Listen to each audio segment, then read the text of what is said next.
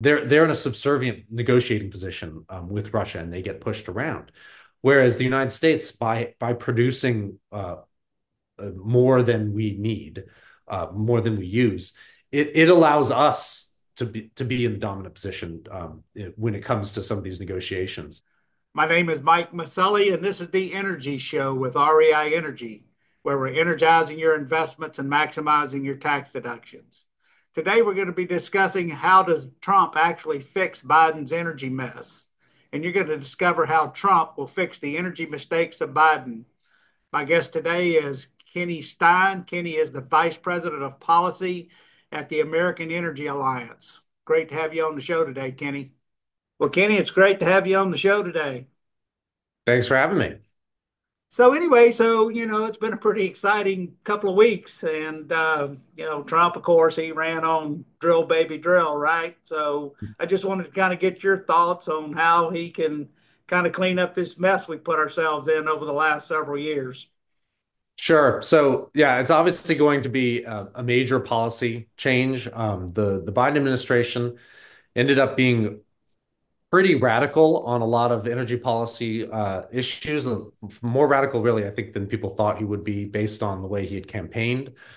So there's a lot of damage to undo. There's a lot of got to turn the ship around. Basically, it's going to be a full 180 on a lot of these issues.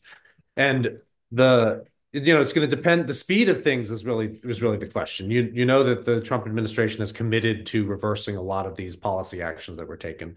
Um, but how fast it happens is the open question, and it kind of depends on uh, the manner in which the Biden administration had done things. Some of these regulations that have been finalized, it's going to take a year or two to you have to reverse the regulations. You've got to go through an entire notice and comment period. Like it takes a while. But some of the executive orders that the Biden administration issued, those most of those can be reversed on day one. And then there's some opportunities for some of the issues, some of the regulations that are still in the litigation phase. There's an opportunity to speed up that, getting that back to the agencies by basically having the Department of Justice make an agreement with the states or the industry litigants, and this agree to dismiss the case and remand the regulation back to the EPA or Department of Interior for a rewrite. So again, it depends on which one, what manner what stage the regulation is in, and what opportunities there are to reverse things.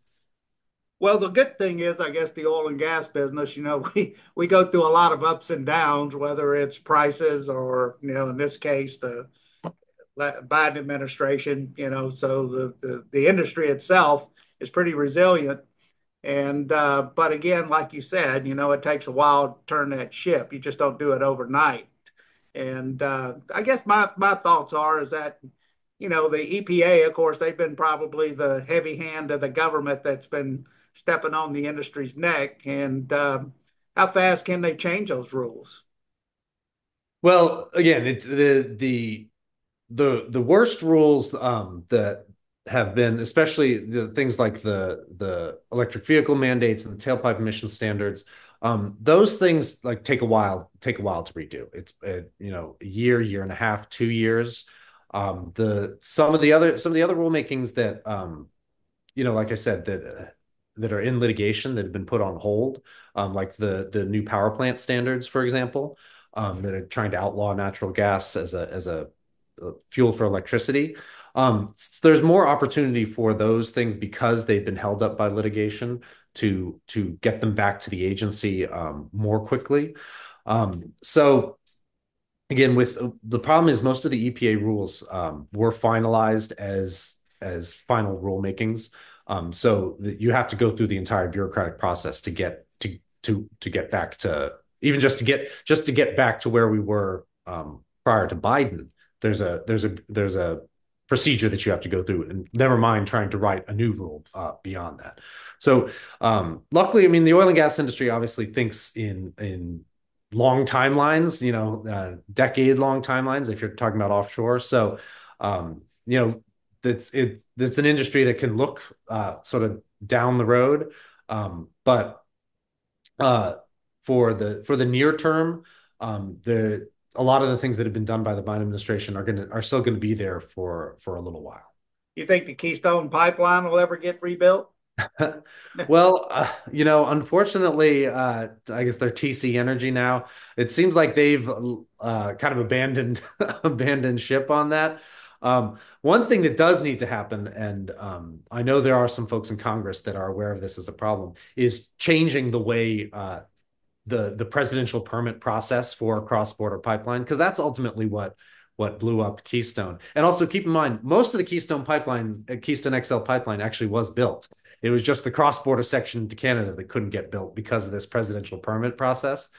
Um, so, Joe Biden may, or not Joe Biden, Donald Trump may go to TC Energy and say, hey, reapply, we'll grant you a permit. Now, whether they're willing to put the money on the line on the chance that, the next Democratic president is going to try and withdraw the approval, it's hard to say. And the other thing is that, even just in the last 4 years, the industry in the United States has boomed. So there's less need for the Canadian oil per se, and also Canada itself has worked on trying to build alternate pipelines for that Albertan gas oil. So it would be good to have another pipeline. Having the U.S. and Canada industry more integrated that's good for the United States. I'm from Texas. Those Texas refineries refine that Canadian oil. Those are American jobs. It's beneficial to us to have our energy industry interconnected. But again, I don't know if TC Energy or anyone else is going to want to put the money on the line because It of the seems to political be a uncertainty. political hot potato, right? I mean, they Right, get right. started on it. And Obama killed it. Trump brought it back. Biden killed it. I mean, at some point in time, you got to say, we're just tired of losing money. Yeah, yeah, exactly. Yeah, the delay is more expensive than anything because the uncertainty you have to pay to keep permits live. You've got what do you do with your employees? Yeah, it's just it's killer. Yeah.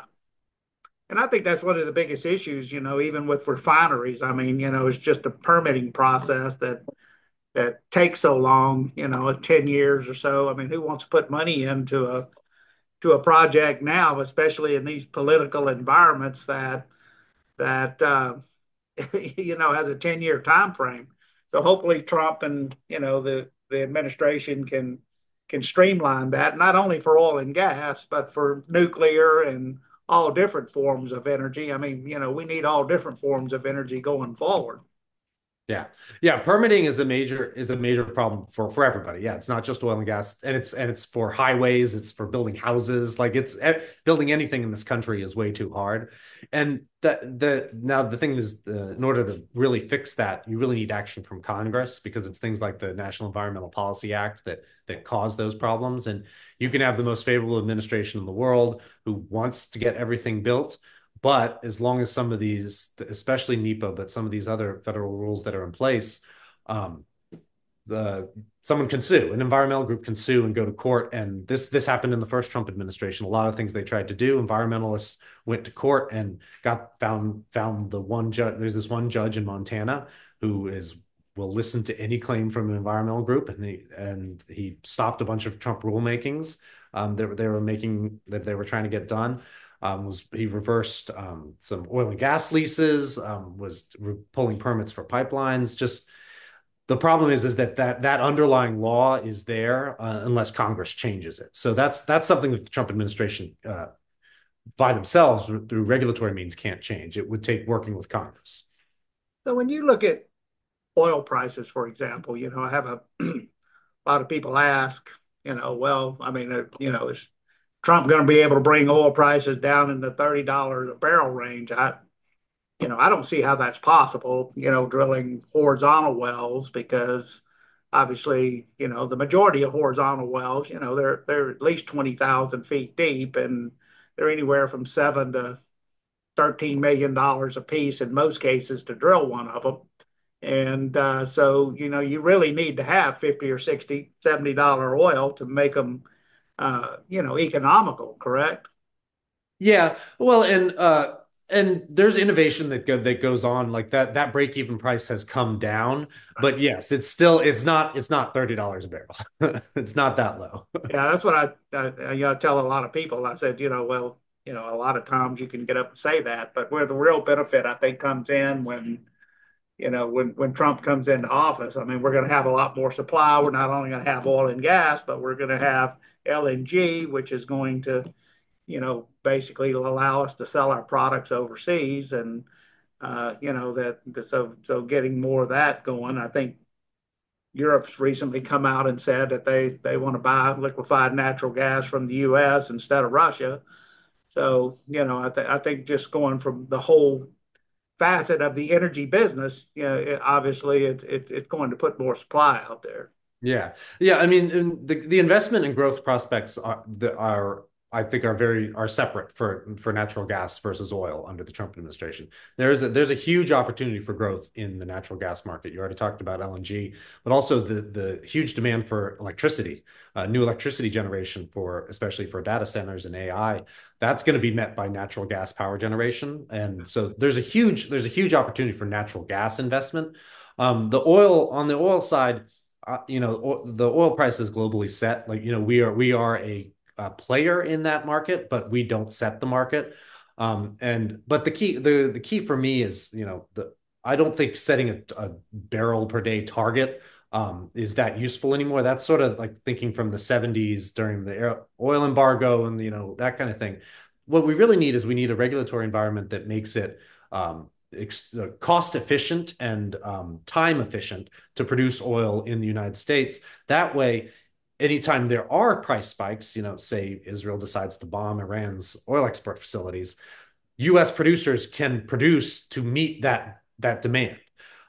That's the problem now is that we already talked about permitting, but also just having enough pipelines built, having some regulatory certainty. It's hard for producers to ramp up quickly in the current climate.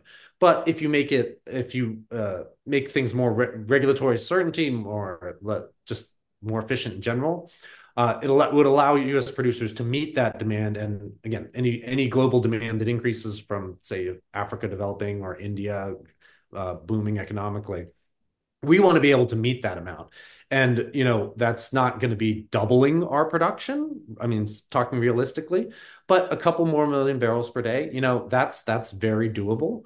And it will have an impact on the oil price. U.S. production can have an impact on the oil price. It's not going to cut gas prices in half. I think that's what Trump promised. That's not really realistic, but it can definitely lower prices, and oil prices are a function of expectations too. So if there's an expectation that the regulatory environment in the United States is going to be more favorable to U.S. production, that will have an impact on global oil prices because the people setting prices today are looking ahead months, 3 months, 6 months, a year, to what production they might expect in the future. So again, that can help lower gas prices. Again, it's not going to cut them in half, but it'll have an impact for sure. Well, I know that, when you talk about energy, especially in Trump's case, it's more of a negotiating tool, right? I mean, if you have your own energy sources and you don't need, the Middle East, I mean, it gives you a lot more power internationally to negotiate.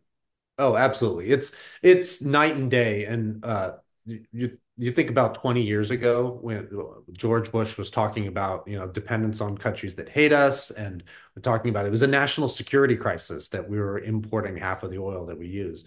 And today that we are a net exporter. And that completely changes how we approach, how we deal with countries like Venezuela, how we deal with countries like Iran. We aren't dependent on their oil. And you see the way countries in Europe have had to deal with Russia. They are dependent on Russia for gas, and to a lesser extent oil. And it makes it hard for them to they're in a subservient negotiating position with Russia, and they get pushed around. Whereas the United States, by producing more than we need, more than we use, it allows us to be in the dominant position when it comes to some of these negotiations, and in particular with our primary rival, China.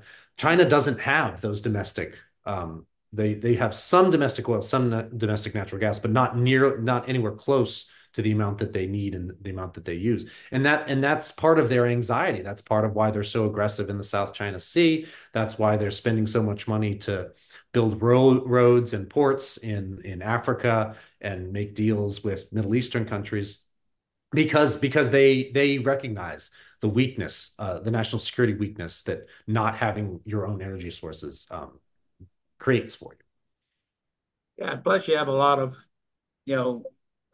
financial companies, obviously, that finance the oil and gas industry, and they don't want to see prices go down. I mean, they want to make a profit now. Back in the 2015 or 2011, 2012, when the shale plays were just kicking off, well, they basically just dumped a lot of money in it, and come to find out, a lot of the wells were not commercial. And then all of these shale plays kind of have their core areas, which is the best producing areas.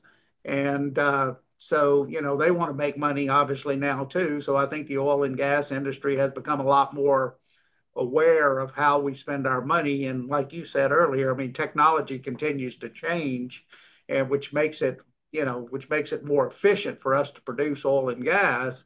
But I think in the overall big strategy now that prices, they I mean, they may go down some, but I don't think they're going to go down a lot. Right. Yeah. And the U.S. industry is no longer chases growth. Like is not about producing as many barrels as they can. They're more focused on making money off the barrels that they do produce. Right. So yeah, that's so if prices come down, obviously then U.S. production is gonna reduce. The rig count's gonna go down. But again, what we want is a regulatory environment that if prices rise, then we can rise, our production can rise too, and it can function more like a real market of supply and demand, which the global oil industry hasn't, because of the impacts of OPEC and warfare and the costs of shipping. There's a lot of friction in the oil market, and eliminating that where we can. In domestic regulation and domestic limitations on things like pipelines is all to the good. That's good for American jobs. It's good for American energy production. Yeah. Because really, natural gas prices have been very cheap, over the last several Yeah. years, and Oh yeah. it's one of the cheapest fuels out there. Yeah. Well, and that's why you have, crypto firms and some of the tech firms are talking about building their mining operations and building their data centers down in Texas is because natural gas is so cheap you can barely give it away. So and again that's part of it's, and it depends on where you are in the country. This is why the when I was talking about the prospects for investments in natural gas, Pennsylvania is really the one who's sitting pretty here because they're closer to the demand centers. They've got higher gas prices, whereas the folks in Texas, natural gas is going to stage because it comes up as associated gas from oil production. There's likely to be an oversupply of natural gas in Texas, You think there's indefinitely. going to be new refineries built in the country? Well, so this is would require the permitting form that I was talking about, because building a new refinery, like a new greenfield refinery today, is basically impossible. The timelines are so long, the uncertainty is so huge that the tens of billions of dollars it would take to build it, it's not worth it for any company to build a brand new refinery, really. Now, expanding existing refineries, that's a more realistic investment option. But again, that still would require some permitting reform. Again, because of the way the NACS, the National Ambient Air Quality Standards, the ozone non-attainment, that type of thing. Almost all refineries are in areas that are already in non-attainment for one or more of the EPA air standards. So when you're in a non-attainment area, it becomes really hard to add to anything. Build certainly can't build anything new. Even repairing and updating old equipment is harder in a non-attainment area. So that's honestly what's important. An important part of permitting reform is frankly, making it easier to invest in refineries because like newer equipment would actually make refineries pollute less. But because of the difficulties in getting permits, you have refineries that will continue on under their old grandfathering basically. So they're polluting more than they would otherwise because they can't get the permits to make upgrades and make new investments to make their operations more efficient and frankly less polluting. It's a perverse incentive.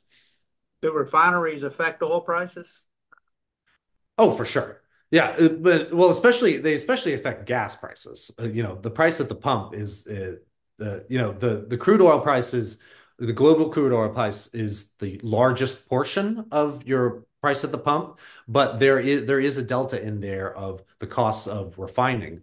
And especially there gets to be problems when you have bottlenecks in the refining process, that's, for example, why California has such horribly high gas prices, is because they mandate special types of fuel, but then they're also trying to shut down the refineries in California that make that fuel.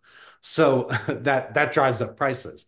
So the refining aspect, anytime that there's a major refinery that has, I mean, God forbid a fire, but even if they have, just some maintenance issues and they have to go offline or they have to reduce production, that's what can cause gas prices at the pump to rise, even when maybe the global oil price has been holding steady. So it's a significant issue. And the United States has a lot of refining capacity, but it's pretty maximally utilized. There's not a lot of spare refining capacity lying around unused, which is why when there's any issues or a hurricane comes through Texas and a bunch of the refineries have to shut down, that you see gas prices spike. So when you look at California, for example, and recently Chevron now has decided they're leaving California, and I think it was a Marathon a couple of weeks ago saying that they're going to close their refinery or sell their refinery. I don't know if they're going to close it, but California used to be one of the top producing states in the U.S., didn't it? Yeah, well, it's actually still one of the larger producers, despite their efforts to shut down the industry. But it's been long-term decline. And actually, we're talking about Marathon, but I believe Phillips 66 actually Oh, is Phillips closing. 66. I'm Yeah, sorry. they're actually closing their one of their refineries in California, and that's what I was talking about. That California already has these horribly high gas prices because they have such constrained refining capacity. Losing a major refinery like this it's really going to be. I mean, you feel bad for the folks in California. I especially feel bad for the folks that don't vote for people like Gavin Newsom, but still have to pay the gas prices that Gavin Newsom sets. Those are the people I feel bad for. The people who vote for it, it's like you know what you were voting for. Right. Um, but yeah, the refining capacity, and this is why I say permitting reform would be very valuable for allowing existing refineries to upgrade and be able to produce more efficiently. That's actually a big factor that could truly affect gas price, the price at the pump, is if the we get some of the bottlenecks out of the refining process. That that's something that again, it's not going to cut gas prices in half, but it could have a material downward impact on the price you pay at the pump. Well, it's going to be an exciting 4 years, I think. And, For I've sure. really enjoyed having you on the show today, Kenny. Can you tell our listeners how to follow you? Sure. We're instituteforenergyresearch.org. It's pretty easy to find. All right. Well, thank you very much. I appreciate it. Thanks for having me. This podcast is a presentation of Rich Dad Media Network.